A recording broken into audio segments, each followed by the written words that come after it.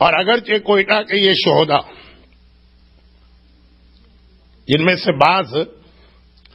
جن کا تعلق پاکستان کے دوسرے علاقوں سے تھا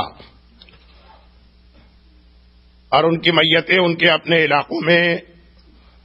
لے جائی گئی تھیں اور وہ وہاں دفن کیے گئے تھے، لیکن یہ 86 شہداء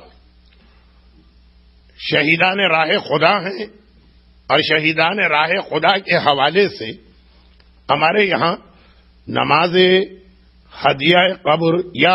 ہدیہ میت یا وحشت کا رواج نہیں، نماز وحشت۔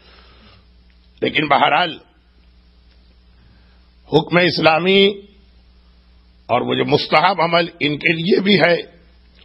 اگر آپ کو آج کی رات کسی وقت بھی یہ شہداء کوئٹہ اس طرح یاد رہیں کہ آپ ان سب کے لیے مل کر 1-2 رکعت نماز وحشت قبر پڑھ سکیں، جس کا بہترین وقت نماز عشاء کے بعد ہوتا ہے، لیکن فجر تک اسی وقت بھی نہ صرف یہ کہ یہ نماز پڑھی جا سکتی ہے، بلکہ اگر کوئی خاص ڈرائیونگ کا رسک نہ ہو تو یہ نماز بھی سنت نماز ہونے کی بنا پر چلتے پھرتے گاڑی میں بیٹھ کر حتیٰ ڈرائیونگ کرتے ہوئے بھی پڑھی جا سکتی ہے۔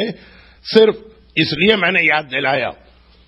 وضو ضروری ہے، باتیں نہ کی جائے نماز کے دوران، صرف اس لیے یاد دلایا کہ ہو سکتا ہے کہ بعض افراد کا گھر یہاں سے اتنے فاصلے پر ہو کہ وہ گھر پہنچنے تک گاڑی میں بیٹھے بیٹھے ہی اس عمل کو انجام دے سکیں۔ شہداء کوئٹہ